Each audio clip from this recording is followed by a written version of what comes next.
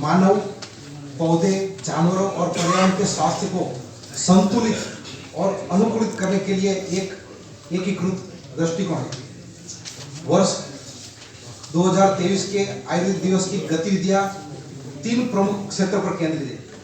पहला, सार्वजनिक स्वास्थ्य के लिए आयुर्वेद, दूसरा छात्रों के लिए आयुर्वेद और तीसरा किसानों के लिए आयुर्वेद। मैं सबका बाद में थोड़ा डिस्क्रिप्शन भी देता हूँ। जन स्वास्थ्य देश का विकास का सूचक है। प्राचीनतम चिकित्सा पद्धतियों में एक होने के कारण आयुर्वेद ने स्वास्थ्य को बढ़ावा देते हुए बीमारी की रोकथाम के माध्यम से जन स्वास्थ्य के क्षेत्र में महत्वपूर्ण भूमिका अदा की है और जन स्वास्थ्य में ही वर्तमान समय में अधिकतम योगदान देने की क्षमता रखते हैं। हम सबको मालूम है कि prevention is better than cure, तो ये ताकत हमारे आयुर्वेद में है।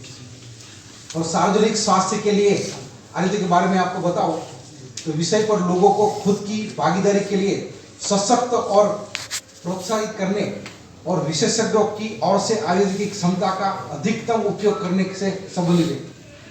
आयुर्वेद दिवस के जन अभियान में युवाओं की भागीदारी को बढ़ावा के लिए 5 नवंबर 2023 को देश के अलग अलग शहरों में हमने बाइकर्स की रैली की थी और उस रैली में हमारे साथ युवा बाइकर्स, महिला बाइकर्स और साथ में कुछ दिव्यांग लोग भी हमारे साथ जुड़े थे।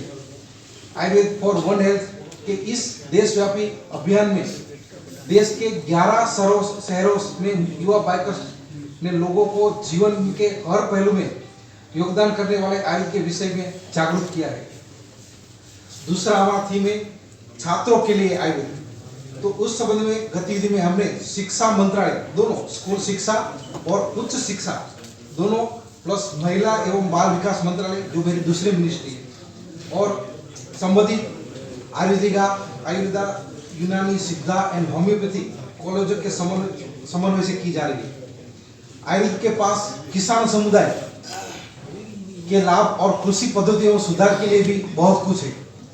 इसे ध्यान में रखते हुए इस वर्ष आयुर्वेद दिवस के फोकस का तीसरा विषय किसानों के लिए, जिससे हाल में दिनों में उपलब्धता में कमी आई क्योंकि सब तक उसका यूज हो रहा है। घरेलू और विदेशी बाजारों में औषधीय पौधों की बढ़ती मांग को पूरा करने के लिए किसानों को शिक्षित करने और बड़े पैमाने पर औषधीय पौधों की खेती पर ध्यान केंद्रित करने की आवश्यकता है। इसी को ध्यान में रखते हुए इस वर्ष आयुर्वेद दिवस के आयोजनों में किसानों की अधिकतम भागीदारी सुनिश्चित की गई है। आयुर्वेद के प्रमुख बिंदुओं और मुख्य विशेषताओं को सभी तक पहुंचाने का ध्यान रखा गया है। इसके लिए एक समर्पित माइक्रो वेबसाइट विकसित की गई है। इस माइक्रो वेबसाइट में सार्वजनिक खट्टर जी भी आएंगे और इसके साथ ही आयुर्वेद दिवस के मौके पर आयुर्वेद पर्व का भी आयोजन किया जा रहा है, जिसमें आयुर्वेद एक्सपो मुख्य रूप से शामिल है। वैसे तो आयुष मंत्रालय 2016 से हर साल धन्वंतरि जयंती को आयुर्वेद दिवस मना रहे हैं, लेकिन पिछले 3 सालों से खुद प्रधानमंत्री नरेंद्र भाई मोदी जी ने इंटरेस्ट लेना चालू कर दिया है।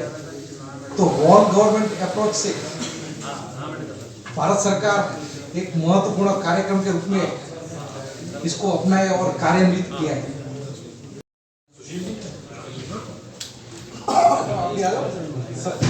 ज्यादा आप लोगों का हाथ थोड़े अच्छा है मेरे लिए।